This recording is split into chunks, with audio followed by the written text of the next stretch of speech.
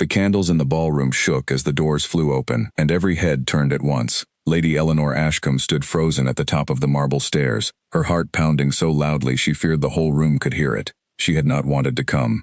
She had told her mother a dozen times that this ball, like every ball before it, would end the same way. Whispers, stares, pity dressed up as politeness. But her mother had insisted, and so here she was, 29 years old, standing at the edge of a world that had long since decided she did not belong in it anymore.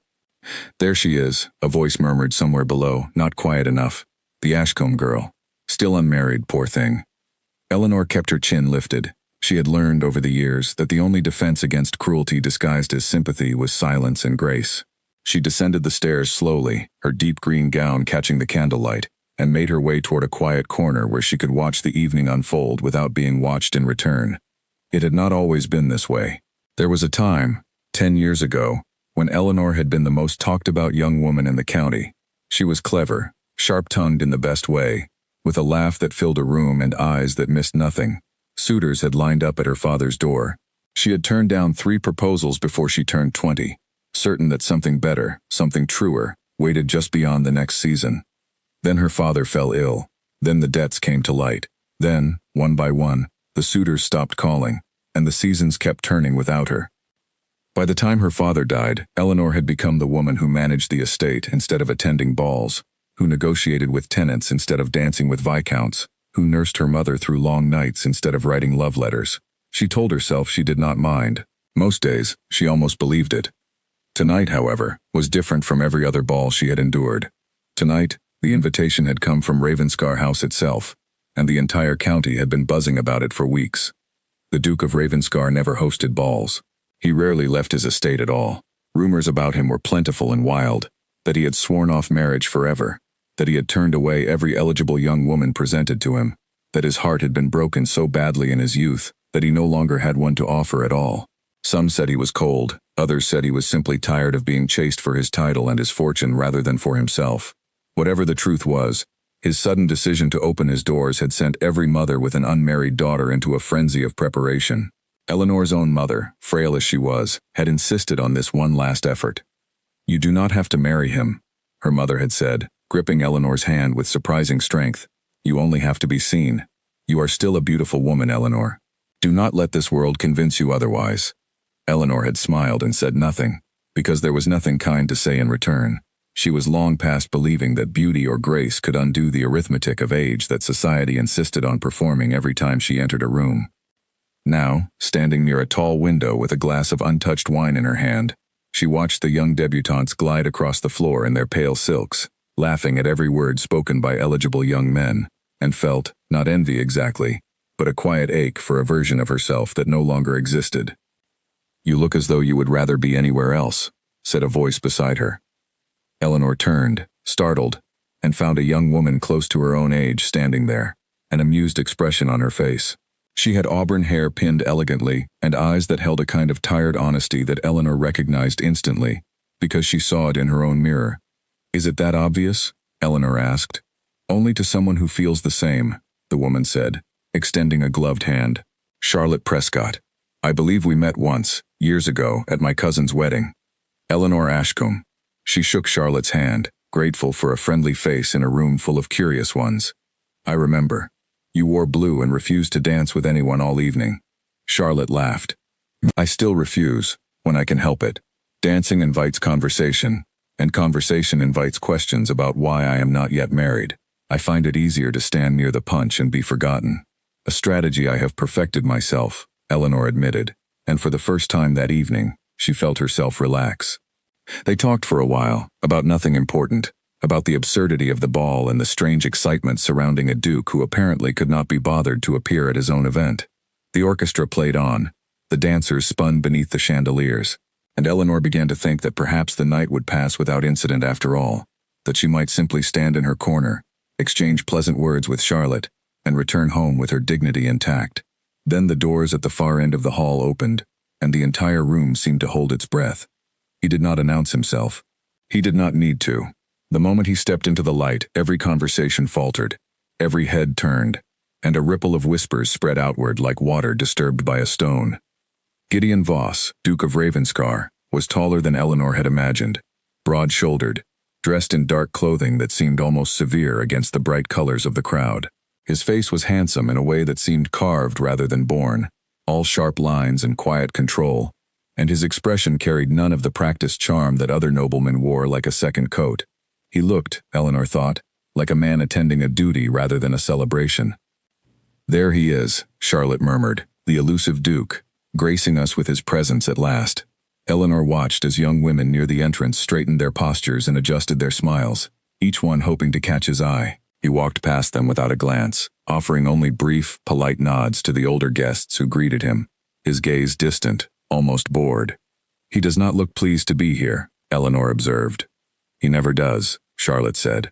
"They say he only agreed to host this ball because his aunt threatened to organize one in his name regardless, and he preferred to control the guest list himself rather than leave it to her taste." Eleanor found herself almost smiling at that. There was something refreshing about a man who did not pretend to enjoy the performance everyone else seemed so eager to give. She turned back to her conversation with Charlotte, content to let the Duke pass out of her thoughts as quickly as he had entered them. She was not foolish enough to imagine herself among the women vying for his attention. That particular game belonged to the young, the unmarked, the ones whose futures still stretched ahead of them unwritten. And yet, later that evening, when Eleanor stepped out onto the terrace for a breath of cool air, away from the noise and the heat of too many candles, she was not entirely alone. He was standing near the balustrade, looking out over the darkened gardens, a glass in his hand that he did not seem to be drinking from. Eleanor hesitated in the doorway, unsure whether to retreat before he noticed her. It was too late. He turned, and their eyes met. "Forgive me," Eleanor said quickly. "I did not mean to intrude. I only wanted some air." "You are not intruding," he said. His voice was low, measured, carrying none of the impatience she had expected. "I was under the impression the entire terrace had been claimed by young ladies hoping to be discovered here. I am pleasantly surprised to find someone who does not appear to be hoping for anything at all." There was something in his tone, dry and faintly amused, that caught her off guard.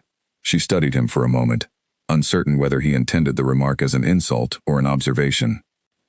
"I promise you, Your Grace," she said carefully. "I came out here entirely for the air, and not for you." To her surprise, he laughed. It was a short sound, almost rusty, as though he had not used it in some time. "That may be the first honest thing anyone has said to me all evening." Eleanor stepped further onto the terrace, curiosity overtaking her caution. "Surely that cannot be true. You must hear a great many compliments in a single night." "I hear a great many rehearsed sentences," he corrected.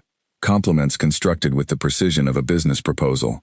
Everyone in that room tonight is calculating something. A match, an alliance, a fortune. I find it exhausting. And yet you hosted the ball," Eleanor pointed out.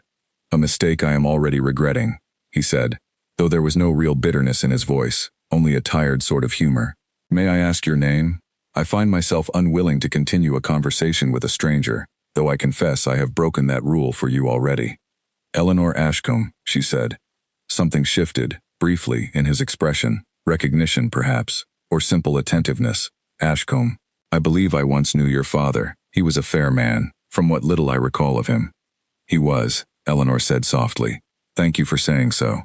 They stood together in silence for a moment, the sounds of the ball muffled behind the glass doors, the night air cool and quiet around them. Eleanor was acutely aware of how strange this moment was, that she, the woman everyone inside considered too old for consideration, was standing alone on a terrace with the most sought-after man in the county, and he had not once looked at her the way the others did, with pity or dismissal. He looked at her, instead, as though she were simply a person worth speaking to. "You are not enjoying the ball," he said. It was not quite a question. "Is it so obvious?" "I recognize the expression," he said. "I wear it myself, most nights like this one." Eleanor allowed herself a small, genuine smile. "Then perhaps we are the only two people here who understand each other." "Perhaps," he said, and something in his voice made the word feel heavier than it should have. Before either of them could say more, the terrace doors opened again, and a cluster of young women spilled out, laughing loudly, clearly searching for the Duke they had lost track of inside. Gideon's expression closed, like a door shutting, and he straightened, the easy conversation between them dissolving instantly into formality. "It was a pleasure, Lady Ashcombe," he said, with a small, correct bow. "Your Grace," Eleanor replied, matching his formality, though something in her chest had not quite settled back into its usual quiet resignation. She returned inside shortly after, rejoining Charlotte near the punch table, and said nothing of the conversation on the terrace. It seemed, somehow, too fragile a thing to speak of aloud, as though naming it might make it disappear entirely, revealed as nothing more than a passing courtesy from a bored man to a woman he would forget by morning. But as the carriage carried her home that night, through the dark, quiet roads back to her mother's house, Eleanor found herself replaying his words, his laugh, the brief and unexpected honesty of their exchange. She told herself it meant nothing. Dukes did not choose women like her. The world had made that lesson clear to her many times over, in many small and large ways, until she had stopped expecting anything different. And yet, for the first time in longer than she could remember, Eleanor Ashcombe lay awake that night, not with the familiar ache of being overlooked, but with the strange, unsettling flicker of something she had almost forgotten how to feel. Hope. She dismissed it quickly, of course. She was a practical woman, and practical women did not build futures out of a single conversation on a dark terrace. Tomorrow, she told herself, the season would carry on as it always did, and the Duke of Ravenscar would return to his solitary estate, and she would return to the quiet, steady rhythm of her days. But somewhere beneath her calm resolve, a small and stubborn part of her wondered if the world she had accepted as fixed and final might, after all, still hold room for surprise. 3 days after the ball, Eleanor received an invitation she had not expected. It arrived by messenger in the early afternoon, sealed with the crest of Ravenscar House, and her mother nearly dropped her teacup when she saw it. "Open it," her mother urged, her thin hands trembling with excitement. "Eleanor, open it at once." Eleanor broke the seal carefully, her own pulse quickening despite her best efforts to remain composed. The letter was brief, written in a firm, unadorned hand. The Duke of Ravenscar requested the pleasure of her company at a small gathering at the estate of Lord and Lady Whitmore, mutual acquaintances of both families, the following week. It was not a private invitation. It was not, strictly speaking, anything more than a polite gesture extended to a guest he had spoken with once, briefly, at his own ball. And yet Eleanor read the letter 3 times before setting it down, searching each line for meaning that likely was not there. "He remembers you," her mother said, delighted. "After everything, Eleanor, he remembers you." "It is only an invitation to a gathering, Mother," Eleanor said, though her voice lacked its usual firmness. "There will be a dozen other guests present. It means nothing beyond simple courtesy." But she found herself, later that evening, standing before her mirror longer than she had in years, studying her reflection with a critical eye she had long since trained herself to ignore. She was not the same young woman who had once turned heads at every ball of the season. There were lines at the corners of her eyes now, a certain weariness in her posture that came from years of carrying burdens meant for someone twice her age. She told herself it did not matter. She told herself the invitation was nothing more than kindness, from a man who had, for reasons of his own, decided to be gracious to the daughter of an old acquaintance. She told herself many things that week, and believed almost none of them. The gathering at Whitmore Hall was smaller than the ball had been, more intimate, with perhaps 30 guests scattered across the drawing rooms and gardens, engaged in quiet conversation, cards, and light refreshment.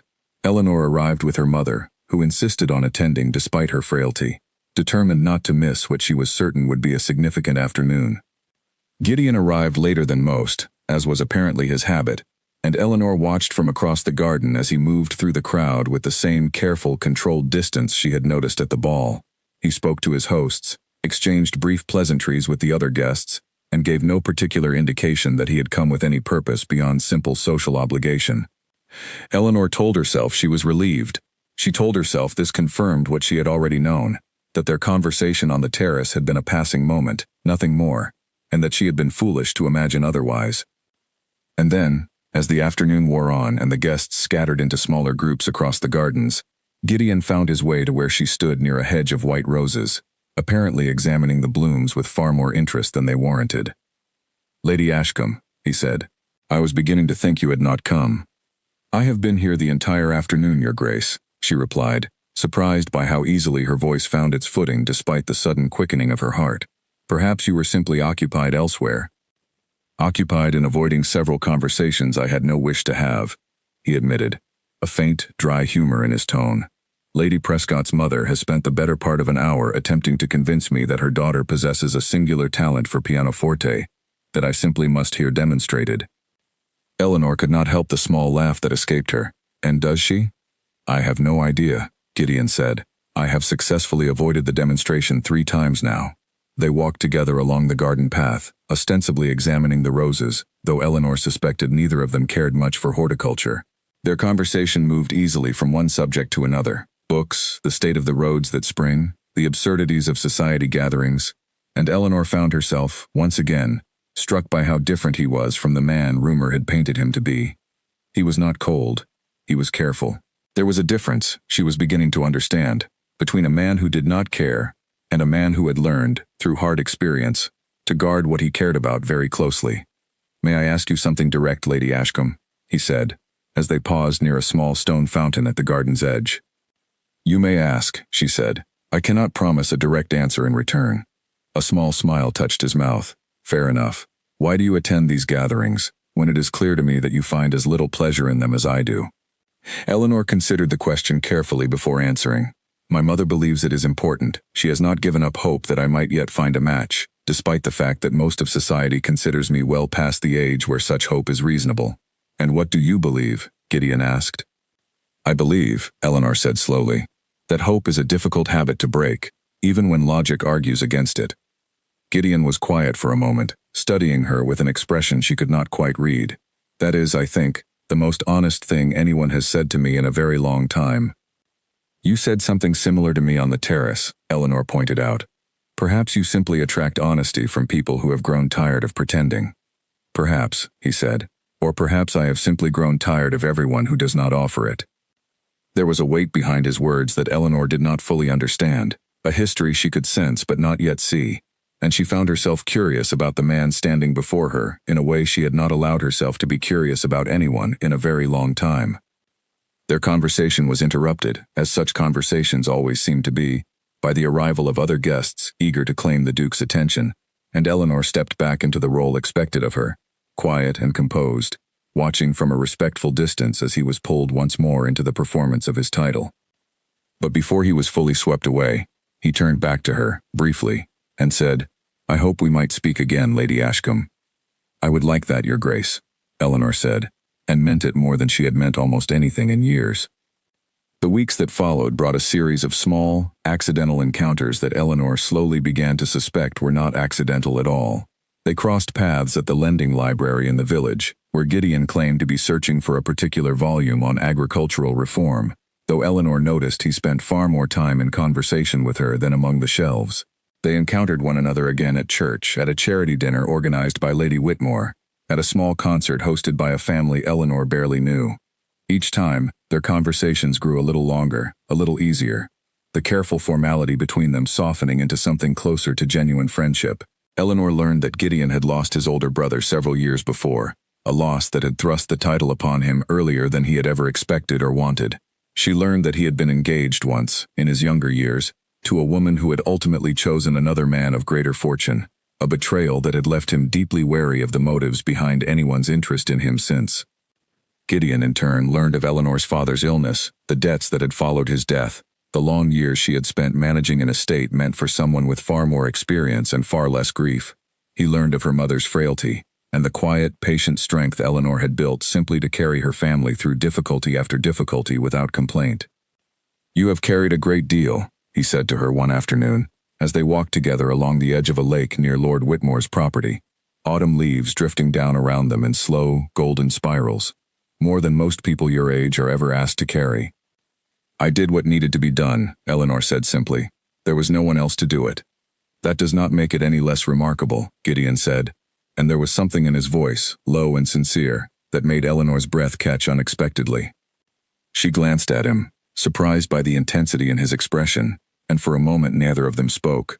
The lake stretched quiet and still beside them, the afternoon light golden and soft, and Eleanor felt, for the first time in longer than she could remember, entirely seen. "You look at me as though I am not the woman everyone else sees," she said quietly, before she could stop herself. "Perhaps I simply see more clearly than everyone else," Gideon replied.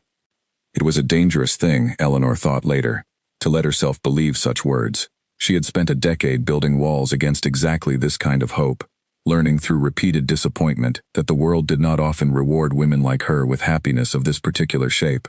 And yet, walking beside Gideon in the quiet gold of that autumn afternoon, she felt those walls beginning, slowly and carefully, to come down. Word of their growing friendship did not take long to spread. Society, as it always did, found the pairing impossible to ignore. Whispers followed Eleanor wherever she went now, though they had shifted in tone from pity to something closer to disbelief, even scorn. What could the Duke of Ravenscar possibly want with a woman well past the age society deemed suitable for marriage, when he could have his pick of any young debutante in the county? Eleanor heard the whispers, of course. She was not naive enough to imagine herself immune to them. But for the first time in years, she found herself unwilling to let them dictate the shape of her own happiness, however fragile and uncertain that happiness still felt. Gideon, for his part, seemed entirely unconcerned by the gossip, though Eleanor suspected this was less indifference and more a hard-won ability to ignore voices that had once, long ago, caused him a great deal of pain. He continued to seek her out, continued to walk beside her through gardens and along quiet lanes, continued to speak to her with a directness and honesty he offered no one else in their shared social circle. "They will talk regardless of what we do," he told her one evening, as they stood together on the balcony of the Whitmore estate during another small gathering. "I have learned over the years that trying to control what others say about you is a battle no one wins. I would rather spend my energy on conversations that matter." "And is this one of them?" Eleanor asked, her voice quieter than she intended. "A conversation that matters?" Gideon turned to look at her fully, the evening light catching the sharp lines of his face, softening them somehow, into something gentler than she had first believed him capable of. "Lady Ashcombe," he said, "I do not know how to say this without sounding foolish, but I find that our conversations are the only ones I look forward to anymore. Everything else feels like performance. This feels like something real." Eleanor's heart pounded so loudly she was certain he must be able to hear it. "I feel the same, Your Grace, though I confess I have spent a great deal of energy trying to convince myself otherwise." "Why?" he asked, his voice gentle but insistent. "Because I am not the woman this world expects you to choose," Eleanor said honestly. "And I have learned, through hard experience, not to hope for things I am told I do not deserve." Gideon was quiet for a long moment, his expression unreadable in the dim light. Then he said, softly but with unmistakable conviction, "I have spent 10 years being told what kind of woman I ought to choose, Lady Ashcombe. I find I am no longer interested in anyone's opinion but my own." It was not a declaration, not yet, not fully, but it was enough, in that quiet moment on the balcony, to plant something fragile and hopeful in Eleanor's chest, something she had not allowed herself to feel in a very long time. She did not know, standing there in the cool evening air, how much difficulty still lay ahead of them both. She did not know how fiercely society would fight against a match it considered unsuitable, how deeply Gideon's own family would resist the choice he was slowly, quietly making. She knew only that for the first time in 10 long years, she had allowed herself to hope again, and that whatever came next, she would not easily let that hope be taken from her. Winter arrived early that year, settling over the county with a hard, silver frost that turned the fields white and the roads treacherous. Eleanor had expected the cold weather to slow the pace of gatherings and, with it, the frequency of her encounters with Gideon. Instead, he seemed determined to find reasons to see her regardless of the season, arriving one gray morning at her mother's modest house, with no invitation at all, only a request to speak with her privately in the small front parlor. "This is unexpected, Your Grace," Eleanor said, though she could not keep the pleasure entirely out of her voice as she showed him in. "I hope not unwelcome," Gideon replied, glancing around the parlor with an expression that held no judgment, despite the modesty of the room, compared to the grandeur of his own estate. "Not unwelcome," Eleanor agreed, "only surprising. Dukes do not typically call upon houses such as this one." "Then perhaps it is time one did," he said simply, and Eleanor found herself smiling despite the flutter of nerves in her chest. They sat together near the small fire, and Gideon explained, somewhat awkwardly for a man usually so composed, that he had come because he found himself thinking of her far too often to continue pretending their friendship was a casual one. Eleanor listened, her heart beating faster with every word, as he spoke of the years he had spent avoiding attachment, certain that no one could want him for anything beyond his title and fortune, and how meeting her had begun to unravel that certainty, in ways he had not anticipated and, if he was honest, had not entirely welcomed at first. "I did not intend to feel this way," he admitted. "I built my life around the assumption that I would not, but I find I can no longer pretend otherwise, and I did not wish to continue calling upon you under false pretenses of simple friendship when what I feel has become something more." Eleanor's throat tightened with an emotion she had not allowed herself in years. "I have felt the same, Your Grace, though I have tried very hard to convince myself I was imagining it." "Gideon," he said softly. I think, given everything, you might call me Gideon. Gideon, Eleanor repeated, and the name felt strange and wonderful on her tongue, an intimacy she had not expected to ever hold again. From that morning onward, their courtship, though still cautious and largely private, deepened in a way that neither of them could easily hide, no matter how carefully they tried. Gideon called upon her house regularly now, bringing books he thought she might enjoy, engaging her mother in long conversations about the state of the roads and the harvest, treating the modest household with a warmth and respect that left Eleanor's mother quietly, tearfully grateful. He is a good man, her mother said one evening, after Gideon had departed following a lengthy visit. I have not seen a man look at a woman the way he looks at you since your father courted me, all those years ago. Eleanor did not deny it. She had begun, slowly and carefully, to trust the evidence of her own eyes and heart, to believe that what was growing between herself and Gideon was real and lasting, not the passing fancy society insisted it must be. But society, predictably, had not softened its opinion in the slightest. If anything, the growing visibility of their courtship only sharpened the whispers that followed Eleanor wherever she went. At the winter assembly held in the village hall, she overheard two matrons discussing her within earshot, their voices pitched just loud enough to ensure she would hear. It cannot last, one of them said, with the particular satisfaction of a woman certain she understood the world better than anyone around her. He will tire of her soon enough. Men like the Duke do not marry women past their prime out of anything but pity, or perhaps boredom. Mark my words, by spring he will have moved on to someone more suitable. Eleanor kept her expression carefully neutral, though the words settled in her chest like stones. She had heard such things before, of course, in one form or another, for years, but hearing them now, when she had allowed herself the dangerous luxury of hope, cut far deeper than she expected. Gideon, standing nearby and apparently overhearing the same conversation, crossed the room to her side with an expression she had not seen on him before, something sharp and protective that softened only slightly when he reached her. Ignore them, he said quietly. They know nothing of what exists between us. It is difficult to ignore an entire room, Gideon, Eleanor admitted. I have spent a decade being told I am not worthy of consideration. It is not so easily dismissed, even now.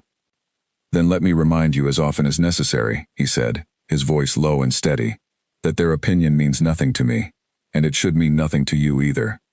It was easier said than endured, however, and in the weeks that followed, the pressure surrounding their courtship began to intensify from a source far closer to Gideon than the idle gossip of strangers. His aunt, Lady Cordelia Voss, a formidable woman who had managed much of the family's social standing since the death of Gideon's brother, arrived at Ravenscar House unannounced one afternoon, deeply displeased by the rumors reaching her from every corner of the county. You cannot be serious about this, Gideon, she said, her voice sharp with disapproval as she paced the length of his study. The Ashcombe girl is well past the age of a suitable match. Her family's finances are, by all accounts, in disarray. You are the last of our line, and you owe it to this family to secure a match that strengthens our position, not one built on some sentimental attachment to a woman society has already dismissed.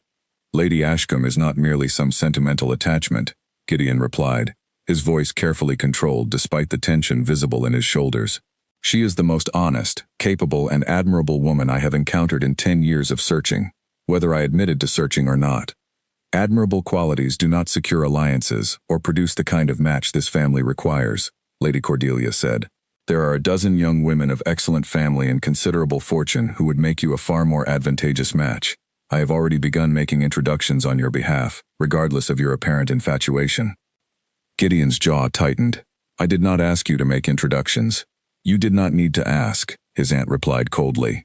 Someone in this family must think of its future, since you seem determined to squander it on a passing fancy. The conversation left Gideon shaken, though he did his best to hide it during his next visit to Eleanor, arriving with a distracted quality to his usual composure that Eleanor noticed immediately. Something troubles you, she observed, as they sat together in the small parlor, the fire crackling quietly between them. Gideon hesitated, clearly reluctant to burden her with the details of his aunt's disapproval, but Eleanor pressed gently, and eventually he relented, recounting the conversation with obvious discomfort.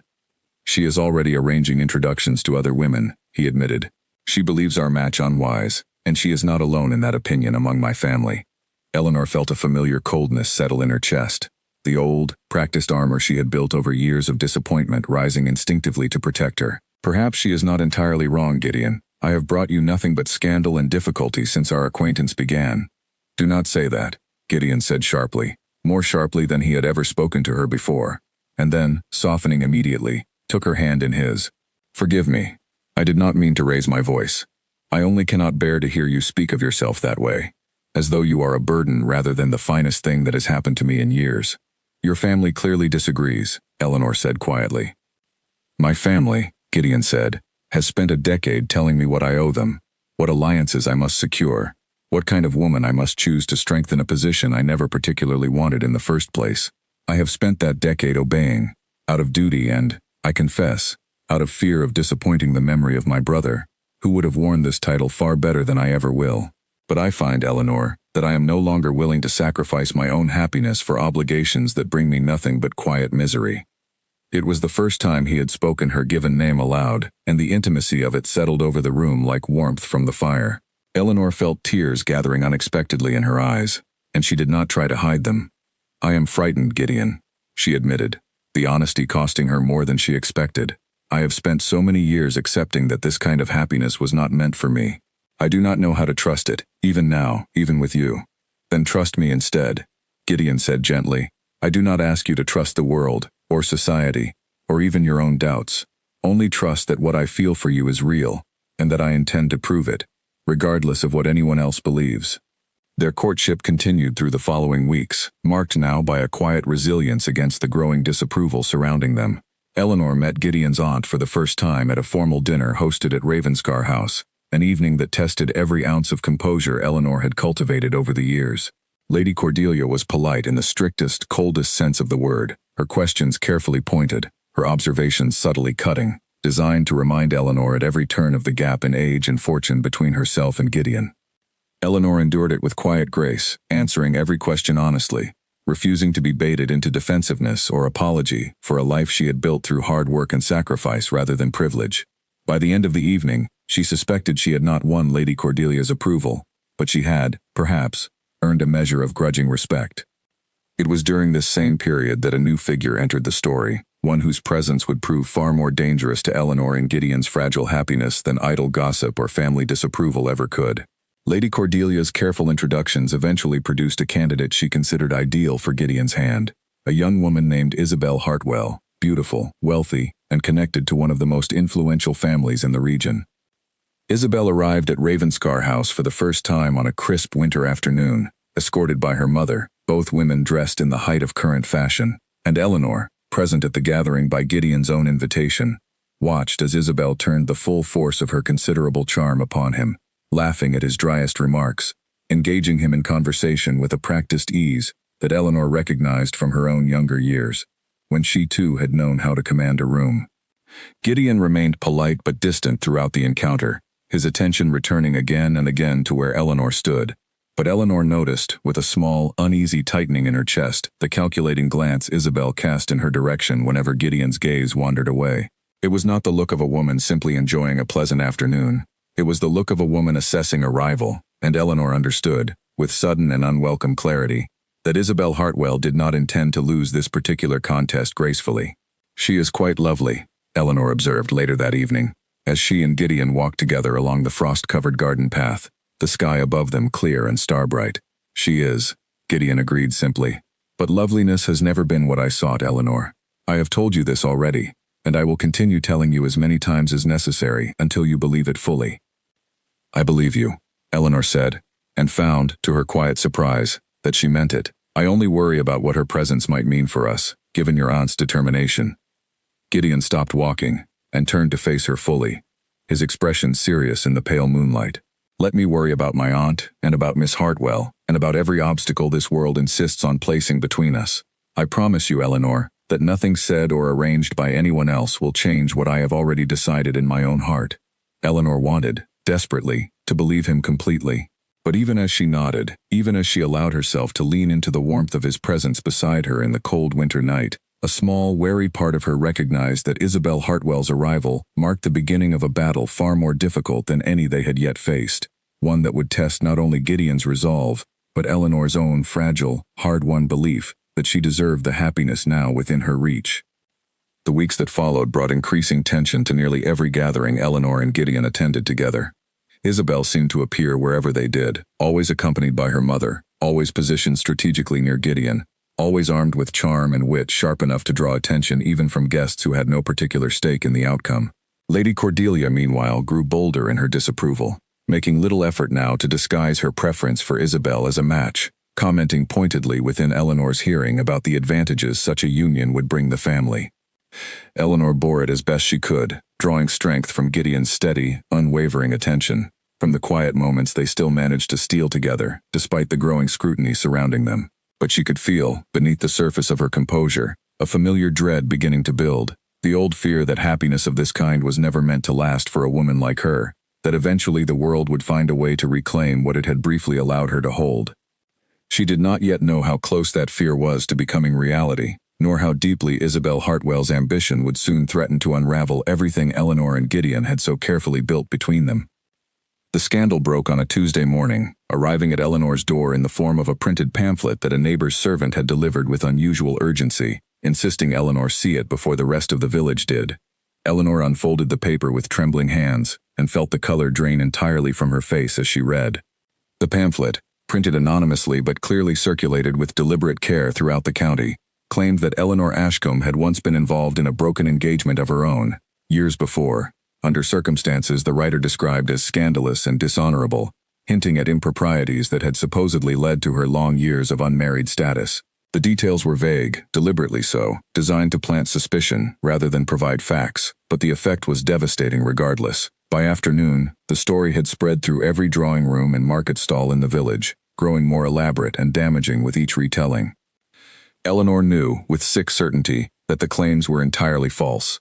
There had been no broken engagement, no scandal, nothing beyond the simple hardship of illness and debt that had shaped her unmarried years. But she also knew, from bitter experience, that truth mattered little once gossip had taken hold, and that the damage to her reputation, however unfounded, would be difficult if not impossible to fully undo. Who would do such a thing? Her mother asked, her frail hands shaking as she read the pamphlet herself, her face pale with distress. Who would invent such cruelty out of nothing? Eleanor did not need to guess. She thought immediately of Isabel Hartwell's calculating glances, of the quiet, determined ambition she had sensed beneath the young woman's charming exterior since their very first encounter. She had no proof, not yet, but the timing was too precise, too convenient, to be coincidence.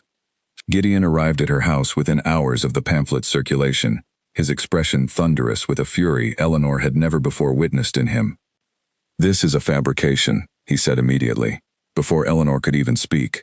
"I do not believe a word of it, Eleanor, and I intend to discover exactly who is responsible." "It does not matter who is responsible, Gideon," Eleanor said, exhaustion and despair heavy in her voice. "The damage is already done. Half the county believes it already, regardless of the truth." "Then I will make certain the other half knows the truth," Gideon said fiercely. "I will not allow lies to define you, not while I have any power to prevent it." But even as he spoke, Eleanor could see the toll the scandal was already taking, not only upon her own standing, but upon Gideon's position within his family and society more broadly. Lady Cordelia arrived at Ravenscar House that same evening, incandescent with a fury of her own, though hers was directed entirely at Eleanor rather than at whoever had authored the cruel fabrication. "This is precisely the kind of scandal I warned you about," she said sharply to Gideon, within earshot of several servants who would undoubtedly repeat every word throughout the household by morning. "Whether the story is true or invented matters little at this point. The damage to this family's reputation is done regardless. I insist you end this association immediately, before it costs you everything your brother worked to preserve." "I will not abandon Eleanor over a malicious lie," Gideon said, his voice hard with barely restrained anger. "Whoever invented this story did so with the express purpose of separating us, and I refuse to reward that cruelty by doing exactly as they intended." "And if it is not intended to separate you," Lady Cordelia countered, "but simply the truth, finally surfacing after years of careful concealment. Have you considered that possibility, Gideon, or has your infatuation blinded you entirely to reason?" The accusation, though clearly meant to wound, planted an unwelcome seed of doubt that Gideon fought hard to dismiss, though Eleanor, when she learned of the exchange through a sympathetic servant, felt the weight of it settle over her like a physical burden. She had told Gideon the complete truth of her past from the very beginning, held back nothing, shared every difficult detail of her family's decline with an honesty she had offered no one else. But she understood, with painful clarity, how easily doubt could take root even in the most devoted heart, especially when reinforced by those a man had trusted his entire life. The following days brought little relief.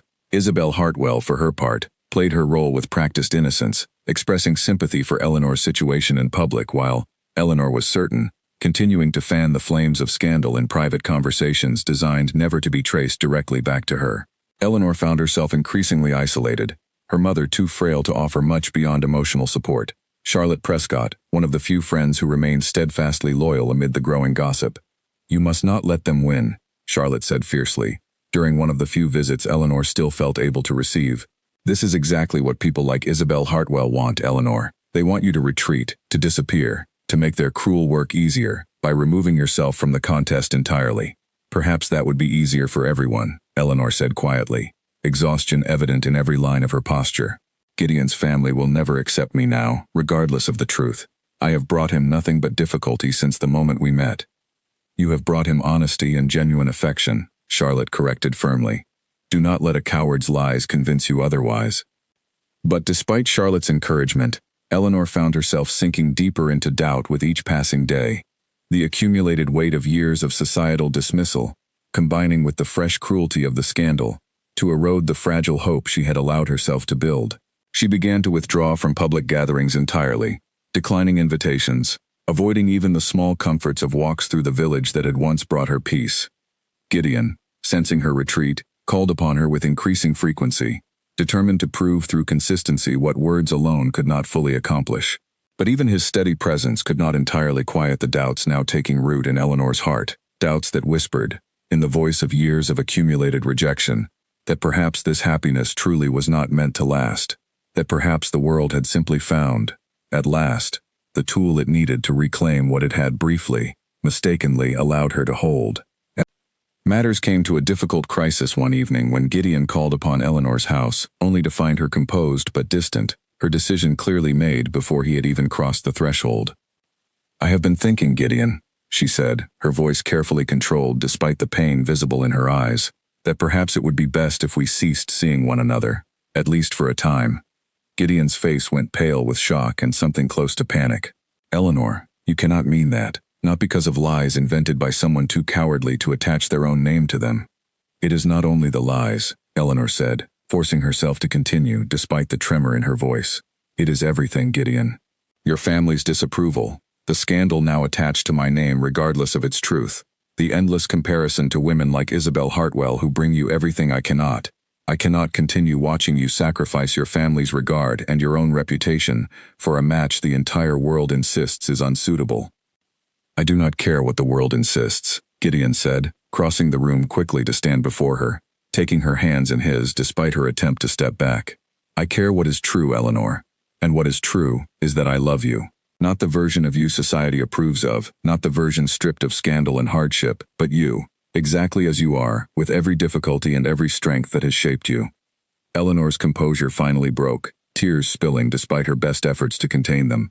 "How can you be certain, Gideon? How can you be certain this is not simply infatuation that will fade once the difficulty becomes too great to bear?" "Because I have spent 10 years avoiding exactly this kind of certainty," Gideon said, his voice rough with emotion, convinced that no one could want me for anything beyond my title, that love itself was a foolish indulgence I could not afford to trust again. And then I met you, Eleanor, and every careful wall I had built began falling apart piece by piece, until I could no longer remember why I had built them at all. "Your family will never accept this," Eleanor whispered. "Then my family will need to learn to accept it," Gideon said firmly, "because I have made my choice, Eleanor, and I will not unmake it, simply because the path forward has become difficult. Difficulty was never a reason to abandon what matters most. If anything, it is a reason to fight harder for it." Despite his words, despite the evident sincerity in his eyes, Eleanor found herself unable to fully release the fear that had taken root within her, the accumulated weight of years spent believing herself unworthy of exactly this kind of devotion. She asked for time, time to consider, time to allow the scandal to settle, time to determine whether the happiness now within her reach was truly as solid and lasting as Gideon insisted it was. Gideon, though clearly reluctant, granted her request, though he made her promise, before departing that evening, that she would not make any final decision without speaking to him directly first, without giving him the opportunity to prove, through whatever means necessary, that his devotion was not the passing infatuation his aunt and the rest of society insisted it must be. In the days that followed, Eleanor learned, through a combination of careful investigation by Charlotte and a guilty confession from a servant employed briefly by the Hartwell household, the full truth behind the scandalous pamphlet. Isabel Hartwell, it emerged, had indeed commissioned the fabrication, paying a struggling printer in a neighboring town to produce and distribute the false claims, motivated entirely by her determination to secure Gideon's hand for herself, regardless of the cost to Eleanor's reputation or peace of mind. Armed with this knowledge, Eleanor faced a difficult choice of her own. She could expose Isabel's scheme publicly, clearing her own name through evidence rather than mere denial, or she could withdraw quietly, as she had originally intended, sparing herself and Gideon further scandal by simply disappearing from a contest she had never truly believed she could win. It was Charlotte, once again, who provided the clarity Eleanor desperately needed. "You have spent your entire life letting other people decide what you deserve," Charlotte said, gripping Eleanor's hands with fierce insistence. "Your father's illness decided your fate. Society's opinion decided your fate. Now you would let a cruel, ambitious young woman decide it as well, simply because fighting for what you want feels too difficult, too frightening. Eleanor, when will you finally decide for yourself?" The question settled deep in Eleanor's chest, striking at truths she had avoided confronting for years. She thought of her father, who had taught her, before illness claimed him, that dignity mattered more than comfort. She thought of her mother, who had sacrificed so much simply to give Eleanor the chance at happiness she herself had been denied in various small ways throughout her own difficult life. And she thought of Gideon, standing before her in her small parlor, insisting with every fiber of his being that his choice was hers, not society's, not his family's, not a scheming rival's, but hers alone to accept or refuse. Eleanor made her decision that night, alone in her room, with a clarity and resolve she had not felt in years. She would not retreat. She would not disappear quietly, allowing lies and ambition to determine the course of her life. Whatever difficulty lay ahead, whatever battles remained to be fought against family disapproval and social scorn, she intended to face them not as the woman society had long dismissed as too old, too burdened, too unremarkable for genuine happiness, but as a woman finally, fully willing to claim the love she had found and fight for its survival with everything she had left to give. The following morning she sent word to Gideon, requesting his presence at her house as soon as he was able. She had a great deal to tell him, and an even greater deal still to decide, but for the first time since the scandal had broken, Eleanor felt something steady and certain settling within her chest, replacing fear with a determination she had not known she still possessed. Whatever came next, she would meet it standing, not kneeling, and she would meet it beside the man who had shown her, against every expectation society had built around her, that she was worthy of being chosen after all.